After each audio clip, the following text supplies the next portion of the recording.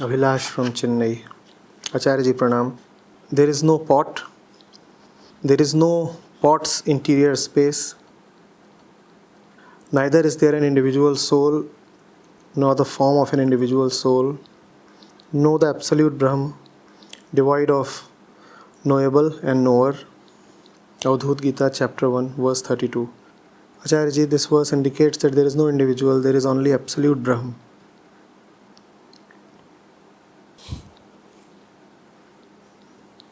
Daily, when I wake up, but there is no individual.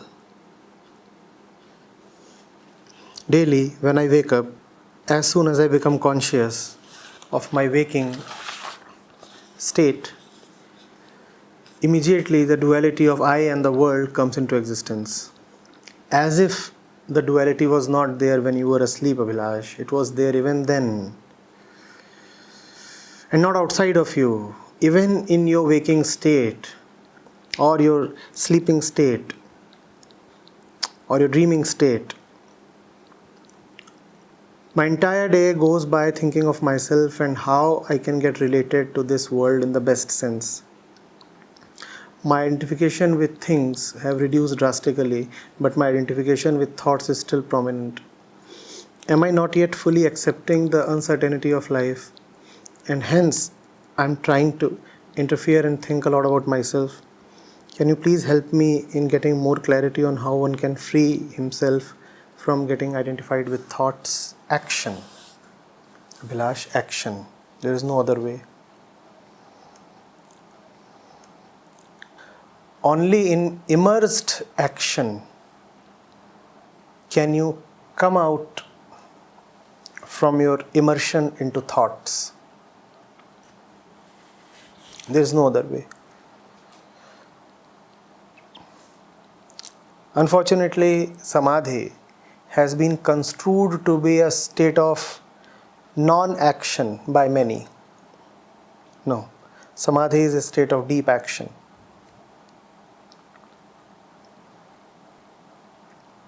Ram standing in front of a Ravan, Krishna standing in front of the Kauravas at Kurukshetra, are they not in samadhi? Are you trying to say that the Gita is not a product of a state of samadhi? Obviously, Krishna is continuously samadhist. And he is engaged in deep action. You are saying continuously through the day you are thinking. You are thinking because your day is probably full of unworthy action. When action has depth and meaning, then there is not much space for thoughts.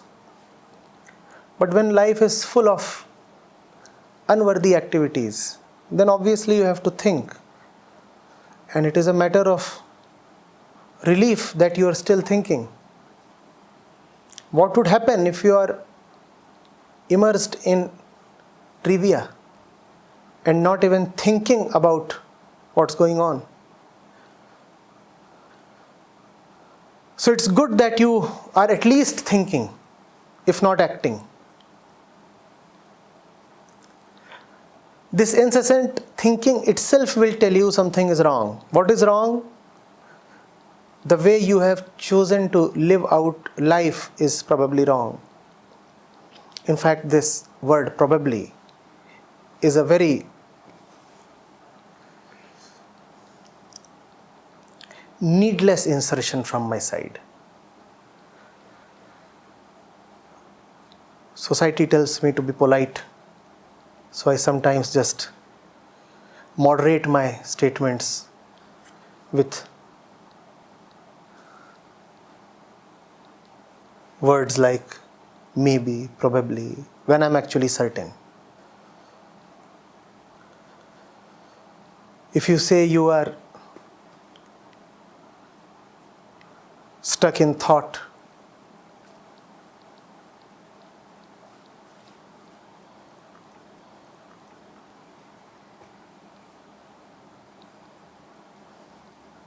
then you don't have really much to do.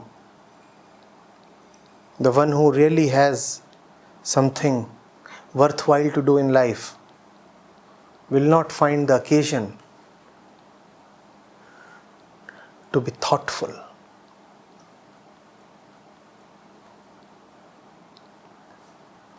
Thought has its place only in the preparatory stage. You think through an issue, right? What does it say? Think through. And then you are through with thinking.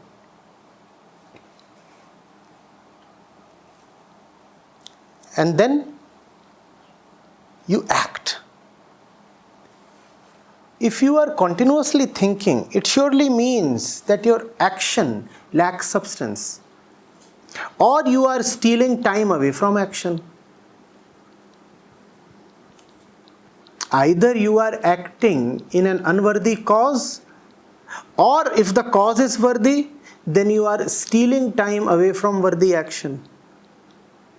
Otherwise, why would you become a victim of needless thought?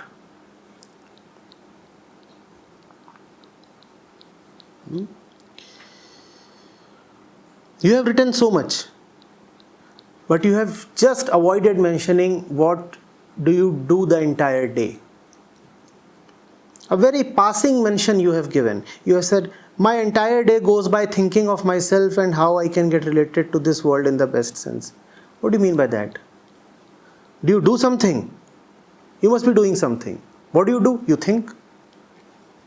Now, if thinking could get you out of this mess, then by all means, double your thinking.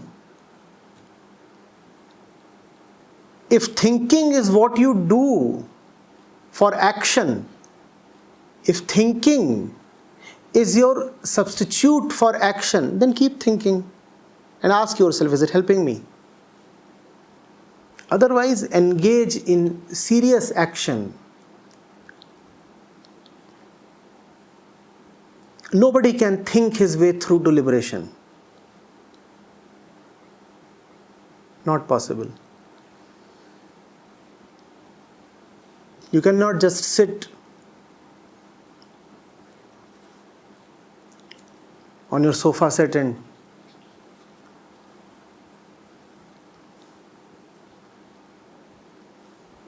think ego out. Ever seen a pic of, or ever heard a mention of somebody enjoying samadhi on his armchair?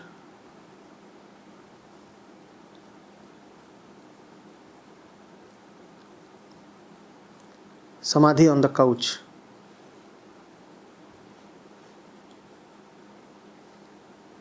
Does that happen?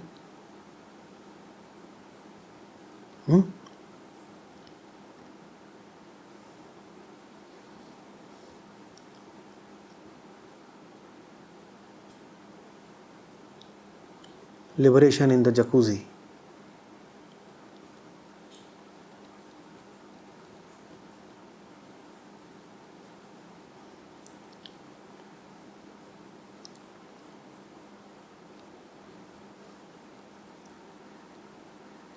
The arms will shrivel, the brain will get swollen, and then one doesn't look handsome. Or does one? Such a big head and weak and shriveled arms.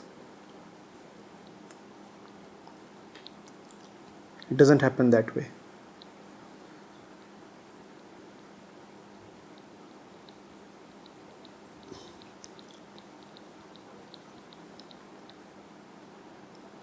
Think as much as you want to for once, and then be done with the thinking. In fact, thinking doesn't change you, but action would. There is a reason, please understand. Thought has no way to go beyond itself. But action can bring at least a new experience to you. Action can at least show you a side of your ego that you were not so far familiar with. Thought will not do that.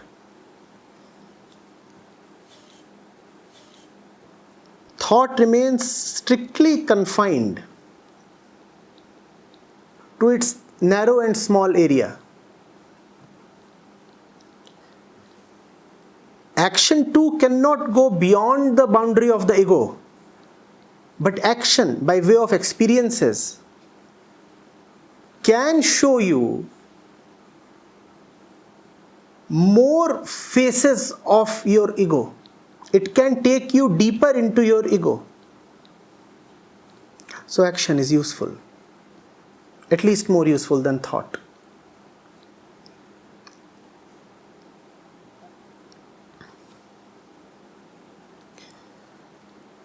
You can sit here and think about Kashmir, or you can travel to Kashmir.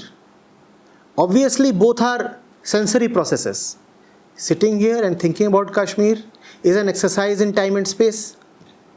And even traveling to Kashmir is a sensory process, an exercise in time and space. But what is likely to benefit you? Traveling to Kashmir, because that will put you in different situations, different experiences. And then you will come to know some other side of yourself. So act.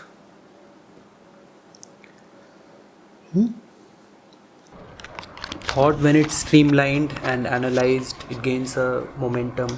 It can lead to comprehension and come up with a concept. In the light of that concept, you can have a new experience.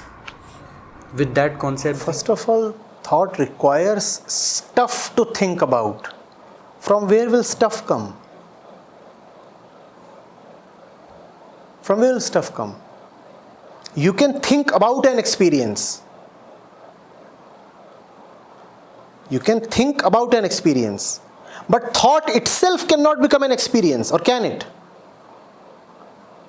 If you have had an experience, then you can think in all possible ways about it. And then you can come up with a concept. You can compare experiences and come up with a theory and do all these things. But what if you are experienceless? What would you not think about? Tell me. For Marx to come up with his theory, what did he first decide to have? Experience. He went to the factories, didn't he? And then he got an insight, and then he came up with the manifesto and such things. But what if you just keep sitting on your sofa set and not experience life and keep thinking within your closed circle?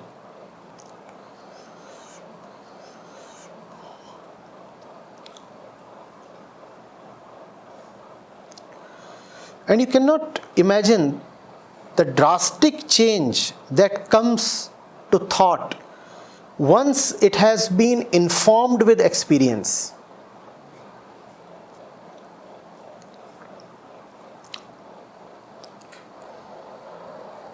Experienceless thought is just fancy. Or is it something more than that? Or is it? You don't know of how things work or appear to work, and are still speculating about them. Is there any worth in such thought?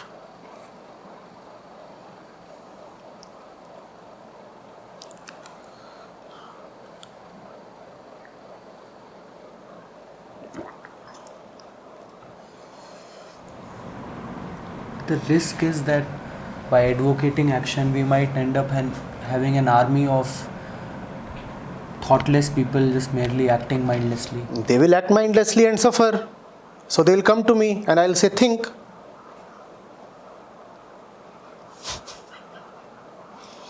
If you act without thinking, then you will suffer, and then I'll get the opportunity to say, why the hell are you acting without thinking? Think.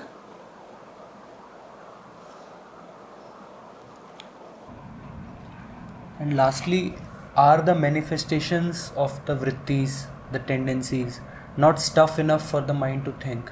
Of course, not enough, but yet. Because vritti is abstract. Vritti is abstract. It requires conducive time, space and experience for it to show up. Otherwise, it will merely remain an abstraction within. Like the sexuality of a 4-year-old. It is there, but still not there. Without experience, vritti is like the sexuality of a 4-year-old. It is there, but it is not being experienced, so it does not exist for him.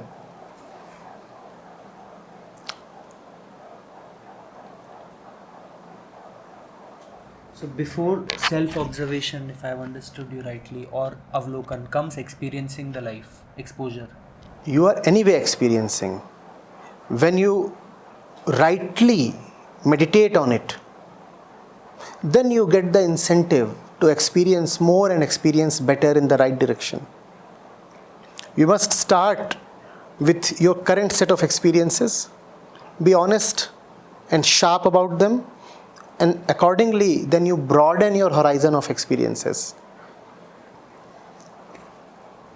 Thereby the horizon of thought also broadens. The horizon of thought also broadens. But if you do not allow yourself to experience more, and instead you let thought operate wildly within the same old zone of experiences, then it is not going to be productive.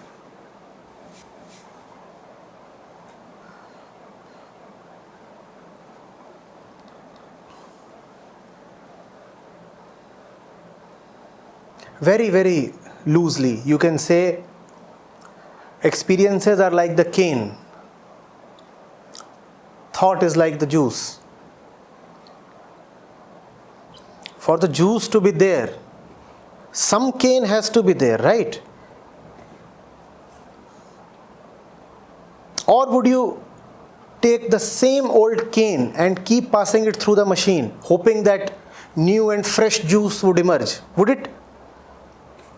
Maybe the cane would keep yielding some juice, going through 4 iterations through the machine. But after that, would anything come? You require then fresh cane so that it can yield more juice. Sometimes we become so enamored with the juice that we totally forget the cane. We totally forget that without the cane, juice will not emerge.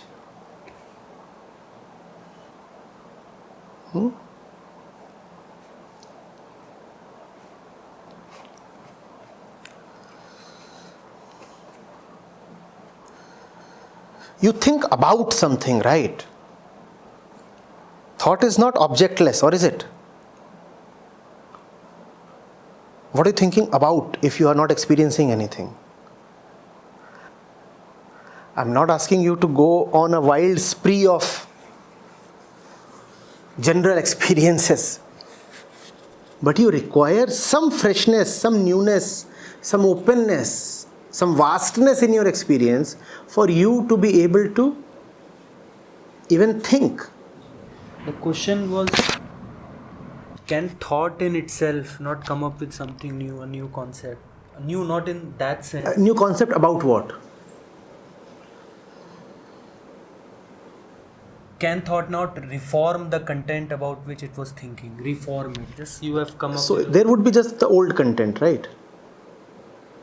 There would be just the old content, and thought would be operating on it again and again.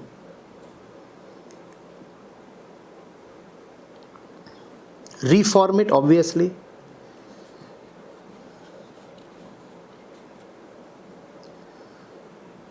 like when we have a logical discussion, 10 people are sitting, all of them are thinking, speaking, expressing themselves, ideating.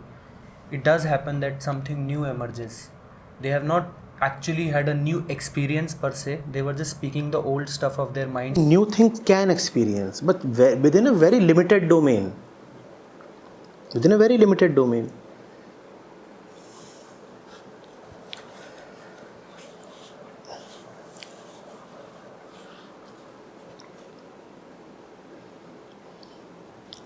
It's like passing the cane through the machine again. Juice can emerge, but with every successive iteration, the quantity of juice would be smaller. And after 4 iterations, you will get nothing. Then you just become a serial thinker, getting nothing out of that thought. So the cane is passing now through the machine again for the 15th time, yielding nothing.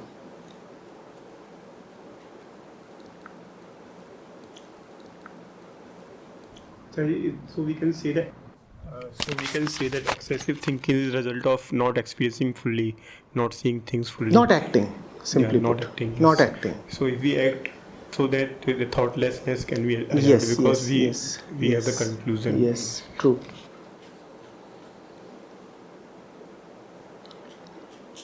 So, mind the difference. He didn't say thinking per se is to be avoided, excessive thinking. And what is excessive thinking? Thought that aims to substitute for action. That is what you can call as excessive thought.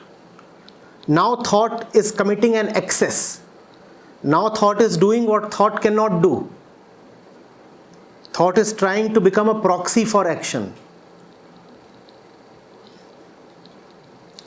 The ultimate value rises in action because it brings change and newness. Thought is just instrumental.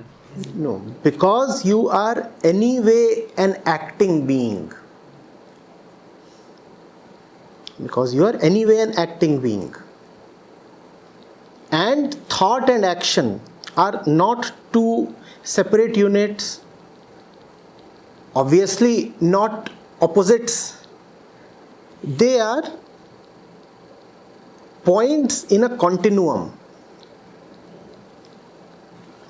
Thought is subtle action, physical action is gross action. And if they are 2 points on the same continuum, then it is a matter of honesty that which is subtle must definitely be related to that which is gross, and that which is gross must be in its turn related to that which is subtle.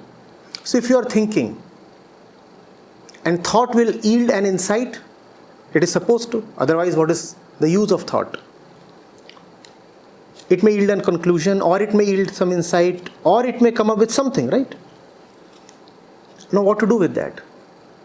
One lives by that, and that is called honesty. One acts that out, and that is called honesty, right? You thought of something, you discovered something. Now, what do you do with your discovery? You live it out.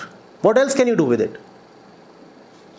What else can you do with it? So Marx looks at the factories and the workers and their colonies and living conditions and the whole system of what he called as capitalistic exploitation and everything. And what does he then do with it? He tries to enact it. He tries to bring out a revolution. He doesn't just say, oh, I have discovered something, and that's it. Does he say that? If you have discovered something, you want to turn it into a living, breathing, throbbing reality, which is nothing but just the expansion of the subtle into the gross. And that is honesty. Saints have called it the continuum between Kathani and Karni. Thinkers think and then they speak out their thoughts. This is what I have thought out. But where is the Karni? Where is the Karni?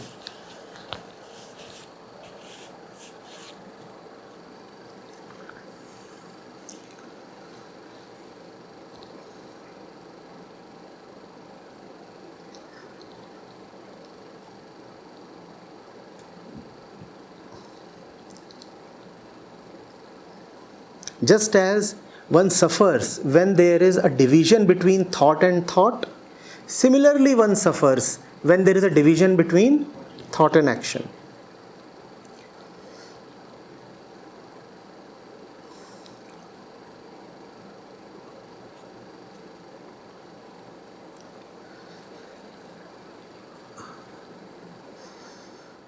Acharya, can this act also be an omission of an act? Obviously. Good.